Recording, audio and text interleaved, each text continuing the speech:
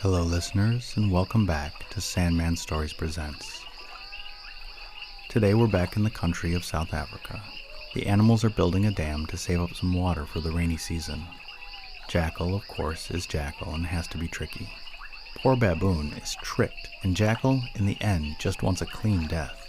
But is he bluffing? And the Afrikaans words in the story are nabkiri, a short stick with a solid end used as a weapon, and beenwerk, which is some sort of sticky substance that bees make that isn't honey. Okay, let's begin. The story of a dam. There was a great drought in the land, and Lion called together a number of animals so that they might devise a plan for retaining water when the rains fell. The animals which attended the lion's summons were baboon, leopard, hyena, jackal, hare, and mountain tortoise. It was agreed that they should scratch a large hole in some suitable place to hold water, and the next day they all began to work, with the exception of Jackal, who continually hovered about in that locality, and was overheard to mutter that he was not going to scratch his nails off in making water holes. When the dam was finished, the rains fell, and it was soon filled with water, to the great delight of those who had worked so hard at it. The first one, however, to come and drink there was Jackal, who not only drank, but filled his clay pot with water, and then proceeded to swim in the rest of the water, making it as muddy and dirty as he could. This was brought to the knowledge of Lion, who was very angry and ordered Baboon to guard the water the next day, armed with a huge nabkiri. Baboon was concealed in a bush close to the water, but Jackal soon became aware of his presence there, and guessed its cause. Knowing the fondness of baboons for honey, Jackal at once hit upon a plan, and marching to and fro, every now and then dipped his fingers into his clay pot, and licked them with an expression of intense relish, saying, in a low voice to himself, "I don't want any of their dirty water when I can have a pot full of delicious honey." This was too much for poor Baboon, whose mouth began to water. He soon began to beg Jackal to give him just a little honey, as he had been watching for several hours and was very hungry and tired. After taking no notice of Baboon at first, Jackal looked around and said, in a patronizing manner, that he pitied such an unfortunate creature and would give him some honey on some certain conditions. Notably that Baboon should give up his nabkiri and allow himself to be bound by Jackal. He foolishly agreed, and was soon tied in such a manner that he could not move hand nor foot. Jackal now proceeded to drink of the water, to fill his pot, and to swim in the sight of Baboon, from time to time telling him what a foolish fellow he had been to be so easily duped, and that he, Jackal, had no honey or anything else to give him, except a good blow on the head every now and then with his very own nabkiri.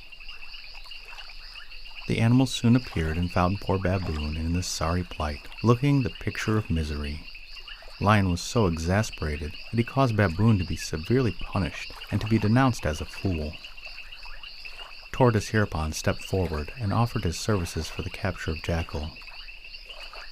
At first it was thought that he was merely joking, but when he explained in which manner he proposed to catch him, his plan was considered so feasible that his offer was accepted. He proposed that a thick coating of beenwerk, a sticky kind of black substance found on beehives, should be spread all over him, and that he should go and stand at the entrance of the dam, on the water level, so that Jackal might tread upon him and stick fast. This was accordingly done, and Tortoise posted there. The next day when Jackal came, he approached the water very cautiously, and wondered to find no one there. He then ventured to the entrance of the water, and remarked how kind they had been in placing a large black stepping stone for him. As soon, however, as he trod upon the supposed stone, he stuck fast, and saw that he had been tricked, for Tortoise now put his head out and began to move. Jackal's hind feet still being free, he threatened to smash Tortoise with them if he did not let him go. Tortoise merely answered, "Do as you like." Jackal thereupon made a violent jump, and found with horror that his hind feet were now also stuck fast. "Tortoise," said he, I still have my mouth and teeth left, and I will eat you alive if you do not let me go." "Do as you like," Tortoise again replied. Jackal, in his endeavors to free himself, at last made a desperate bite at Tortoise and found himself fixed, both head and feet. Tortoise, feeling proud of his successful capture, now marched quietly up to the top of the bank, with Jackal on his back, so that he could be easily seen by the animals as they came to the water. They were indeed astonished to find how cleverly the crafty Jackal had been caught, and Tortoise was much praised, while the unhappy Baboon was again reminded of his misconduct when set to guard the water. Jackal was at once condemned to death by Lion, and Hyena was to execute the sentence. Jackal pleaded hard for mercy, but finding it useless, he made a last request to Lion, always, as he said, so fair and just in his dealings, that he should not have to suffer a lingering death. Lion inquired of him in which manner he wished to die, and he asked that his tail might be shaved and rubbed with a little fat, and that Hyena might swing him round twice and dash his brains upon a stone. This being considered sufficiently fair by Lion, was ordered by him to be carried out in his presence. When Jackal's tail had been shaved and greased, Hyena caught hold of him with great force, and before he had fairly lifted him from the ground, the cunning Jackal had slipped away from Hyena's grasp, and was running for his life, pursued by all the animals. Lion was the foremost pursuer, and after a great chase, Jackal got under an overhanging precipice, and standing on his hind legs with his shoulders pressed against the rock, called loudly to Lion to help him, as the rock was falling and would crush them both. Lion put his shoulders to the rock and exerted himself to the utmost. After some little time, Jackal proposed that he should creep out slowly, to fetch a large pole to prop up the rock, so that Lion could get out and save his life. Jackal did creep out, and left Lion there to starve and die. The end.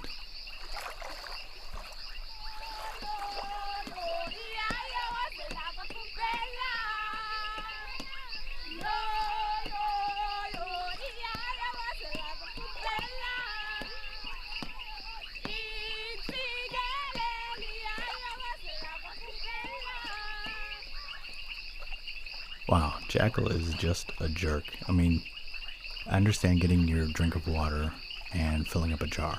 Okay, no problem. But then swimming in it and just being a dirty little thing, and then tricking all of the animals with the, oh yeah, shave my tail and grease me up and then throw me against the rocks. And of course, tricking Lion at the end. This is the same trick we've seen a couple of times, where Lion gets tricked into holding up the rock, hold up the rock, and Jackal gets away, and Lion just falls for it every time. Still, I really enjoy these stories. Alright, and the podcast shout-out is to Family Plot. This is a podcast where a mom and a dad and their 11-year-old kid explore the strange and unusual in the peculiar world. Discussions are kept PG-13, and it's hosted by Dean, Krysta, and Laura. It's a wholesome show that caring parents make with their curious daughter. Who could ask for more? They cover all sorts of cryptids and mysteries, and it's really just the dad and mom going out there and being educational for their kid. So I really like it. And if you like it as much as I do, go and give them a review or rating wherever you get your podcasts. And the listener shout out is to Hanoi, Vietnam.